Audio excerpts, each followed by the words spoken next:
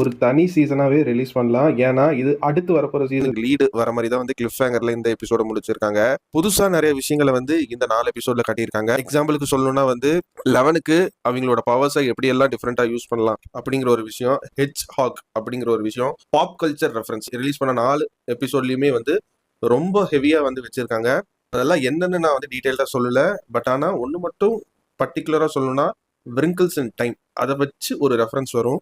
அது வேற ஒரு யூனிவர்ஸ் கூடயே வந்து கனெக்ட் ஆகுற மாதிரி வந்து ஒரு டச் வச்சிருந்தாங்க.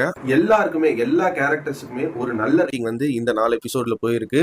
Mic and Winona Ryder play பண்ண ஜாய்ஸ் பையஸ் கேரக்டர்ஸ் தவிர மைக்கு கூட ஒரு சாலிடான ஒரு சீன் இருக்கு. பட் ஆனா அதுவும் பத்தாது அந்த மைக் கேரக்டருக்கு. பட் ஆனா வினோனா ரைடர் பிளே பண்ண ஜாய்ஸ் பையஸ் கேரக்டர்ஸுக்கு ஏன் இந்த வெப் சீரிஸ்ல இருக்காங்க அப்படிங்கிற மாதிரி தான் வந்து இருந்துச்சு இந்த 4 எபிசோட்ல. அவங்களோட கேரக்டர், அவங்க ஆக்டிங் பெர்ஃபார்மன்ஸை பத்தி எந்த ஒரு குறையுமே சொல்ல, ஒரு சூப்பரான ஆக்டிங் பெர்ஃபார்மன்ஸ் பண்ணியிருக்காங்க.